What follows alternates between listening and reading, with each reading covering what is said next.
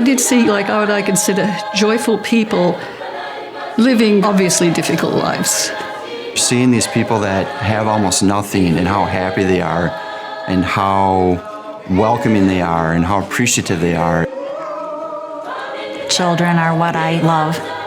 And the opportunity to go to Madagascar where there is so much need, I just knew that I would need to be a part of it.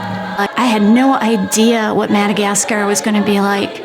The hills and the mountains and the green and the ocean and, just all of it was absolutely beautiful. It's an overwhelming feeling and just an incredible experience being there and seeing the joy that they have. Pastor John grew up in the rural villages around Aarhus. He was one of the kids that he is now trying to reach through their ministry. The kind of a village where I lived, I remember we had to walk 5 days non-stop to get to this village from the nearest town. I had only 2 dreams at the time: to become a teacher and to have an indoor toilet.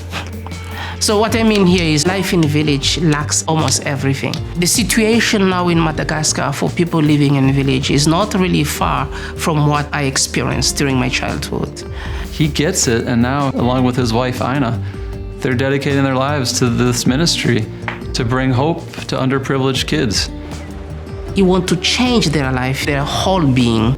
There's needs on many levels. There's physical needs for just food, water, and basic kinds of shelter. But there's also needs emotionally. But then, of course, there's the spiritual needs.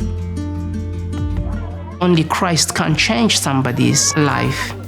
But that doesn't deny the power of education also. We think that if those two things combine together, that will shape somebody in a completely different being. And of course, with that hope in mind, that maybe one day a kid from House of Hope become a leader of our country. The people out there, they surely don't have the finances to do it, but they're willing to do the work for it. To date, we've helped purchase land for the House of Hope and helped fund the construction of a wall and a gate. Now we've seen the well drilled and the water flowing. I've never seen adult men play in water like a sprinkler in your front yard as you did as a kid, as I saw in Madagascar when that water flowed.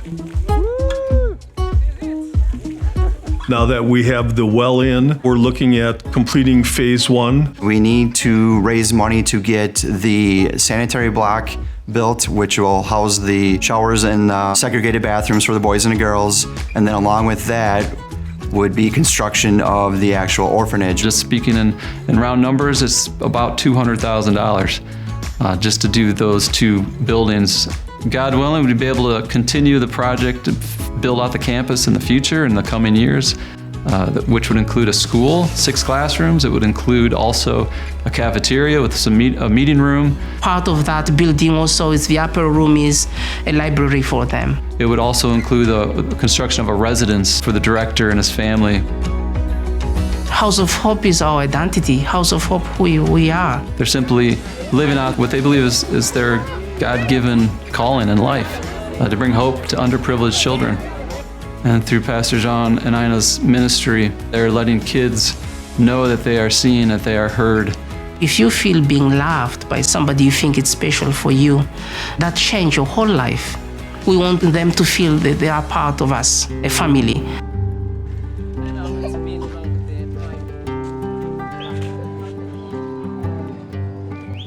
Being on the grounds of the House of Hope, the night before we were to have all of the children come, all of the choirs come, it was just our group standing there with Pastor Jean in the middle of us, sharing all that led him to this point.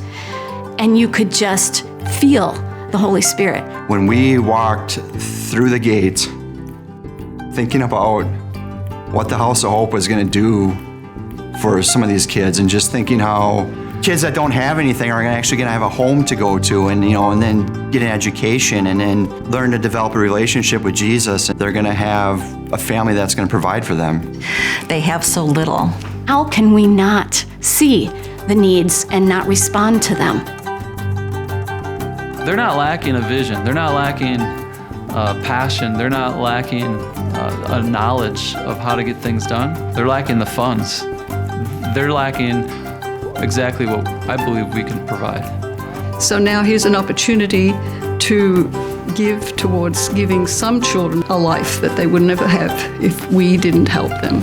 Don't get your fancy cup of coffee for a day or two, or skip going through the drive-through one time and just put that money aside. And you're gonna give a kid water, you're gonna give a kid some bread. More important, you're gonna give a kid some hope.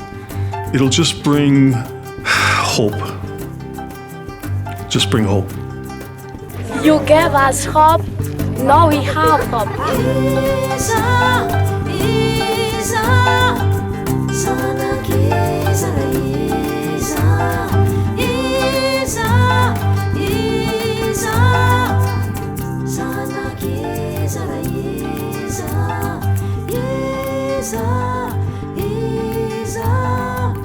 Zanaki Zaraiza.